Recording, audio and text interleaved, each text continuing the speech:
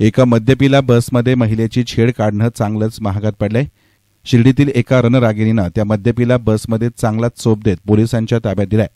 याबाबत अधिक माहिती अशी की शिर्डी येथील एका शाळेमध्ये क्रीडा शिक्षिका म्हणून कार्यरत असलेल्या प्रिया लष्करे या आपल्या पती आणि मुलासोबत पुणे येथे बसनं प्रवास करीत होत्या।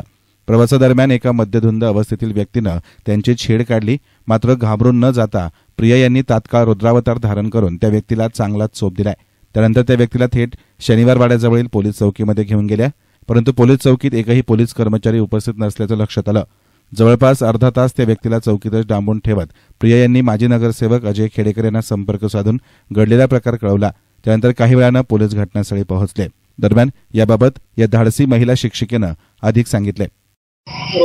मी पुण्यातून म्हणजे महानगर प्रताप गार्डन पासून तर शिवाजीनगर पर्यंत लाल बस जी आहे 10 रुपये तिकीट ज्याचं असतं त्या गाडीमध्ये बसलेले होते आणि मागे जागा नसल्यामुळे माझे मिस्टर पुढच्या सीटवरती बसायला गेले आणि त्या माणसाच्या शेजारी एक सीट रिकाम होतं म्हणून मी आणि माझा लहान मुलगा आम्ही दोघं जण त्याच्याजवळ बसलो आणि थोडा वेळ बसून माझा मुलगा थोडासा पुढे निघून गेला बसायला आणि त्यानंतर शनिवार चौक आला। शनिवार याच्या स्टॉपच्या तिथे अचानक गर्दी वाढली आणि गर्दी वाढल्यानंतर त्या माणसाने डायरेक्टली माझ्या मांडीवरती म्हणजे लिटरली सेंटरलाच असं म्हणता येईल की तिथे थाप मारली आणि तो उठला। मला एक सेकंड काही कळालं नाही कारण मला फटका जोरात बसला आणि नंतर मला कळालं की यांनी माझ्याबरोबर काहीतरी कृत्य केलेलं आहे। त्याच्यानंतर मी त्याची कॉलर पकडली आणि मग मी त्याला मारायला सुरुवात केली।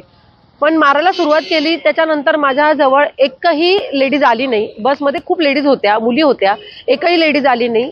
म्हणजे हे पण आलं नाही, म्हणजे कोणी पुरुष पण आला नाही। माझे मिस्टर माझ्यासोबत होते पण ते व्हिडिओ करत होते आणि मी म्हणजे ते बघत होते की हिचा संताप अनावर झालेला आहे, त्यामुळे ते काही मध्ये पडले नाही। आणि त्याच्यानंतर मी बस कंडक्टरला विचारलं की तुम्ही दारू पिलेला माणूस आहे, हा तुम्ही लक्ष का नाही दिलं त्याच्याकडे?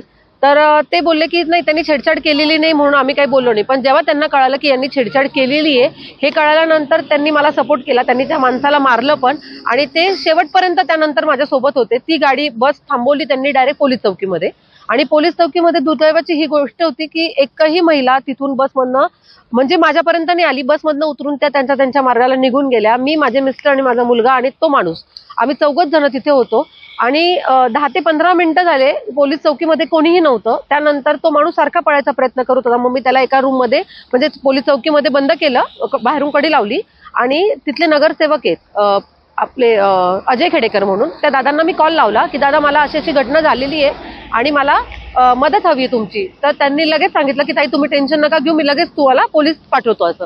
तर मग त्यांनी लगेच मला मदत केली आणि त्यानंतर थोड्या वेळामध्ये लगेच पोलीस तिथे आले। पण आम्हाला त्यांचं आय कार्ड कळायला दिसलं, त्या माणसाचं आय कार्ड वरती आलं होतं की महानगरपालिकेमध्ये तो माणूस जॉबला होता। तर आम्ही त्याच्यावरती कुठलाही गुन्हा नोंदवला नाही। त्याचं रिझन असं होतं की मी त्याला घाबरली नाही, पण त्याच्या ह्या विकृत कृत्याची शिक्षा मला त्याच्या बायकोला आणि त्याच्या मुलाला द्यायची नव्हती म्हणून मी त्याच्यावरती गुन्हा नाही नोंदवला। मला एवढंच वाटतं की जी घटना माझ्याबरोबर घडली ती उद्या कोणाबरोबर घडू नये, पण घडली तरी सगळ्या महिलांनी एकत्र यावं आणि एकत्र येऊन त्या व्यक्तीला, त्या महिलेला सपोर्ट करावा एवढीच माझी इच्छा आहे। बरोबर आहे तुमचं की गुन्हा दाखल करायला हवा होता, पण त्याची बायको जी होती ना ती खरंच गरीब म्हणजे गरीब होती आणि स्वभावाने पण ती खूप गरीब होती। ती डायरेक्ट रडायला लागली की ताई माझ्या मुलाचं भविष्य तुमच्या हातात आहे, जर तुम्ही गुन्हा दाखल केला तर माझ्या मिस्टरांची नोकरी जाईल आणि आम्ही रस्त्यावरती येऊ। कुठेतरी माझी माणुसकी आहे, मी पण एक स्त्री आणि मला कळतंय की ती आधीच त्या दारुड्याबरोबर राहून ती ज्या यातना भोगतीये त्यात मला अजून भर नव्हती पाडायची, म्हणून मी गुन्हा नाही दाखल केला। लोकल बस होती ती आणि मी माझं सासर पुणे आहे आणि माहेर नाशिक आहे, तर मी 4 दिवसासाठी सासरी गेलेले होते। प्रिया राहुल लष्करे।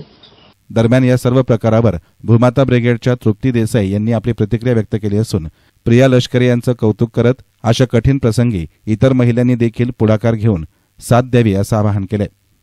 पुण्यातील पीएमटी बसमध्ये एका मद्यधुंद तरुणाने अगदी घाणेरड्या पद्धतीनं एका महिलेची छेड काढली। या प्रिया लष्करे ज्या आहेत त्यांनी त्याला जो आहे तो चांगला चोप पण दिलेला आहे, परंतु बघ्याची भूमिका घेणाऱ्या बसमधील इतर महिला असतील किंवा पुरुष असतील त्यांनी मात्र तिथं कुठलीही प्रतिक्रिया दिली नाही।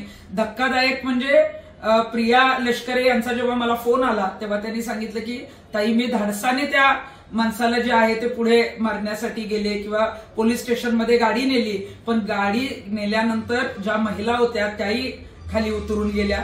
बसमध्ये कुणी आम्हाला सपोर्ट केला नाही। महिलांवर होणारे अन्याय अत्याचार याच्यासाठी आपण स्वतः जे आहे ते सक्षम झालं पाहिजे. एखादा कोणी अडचणीत असेल तर आपण त्याला मदतीला धावणं गरजेचं आहे.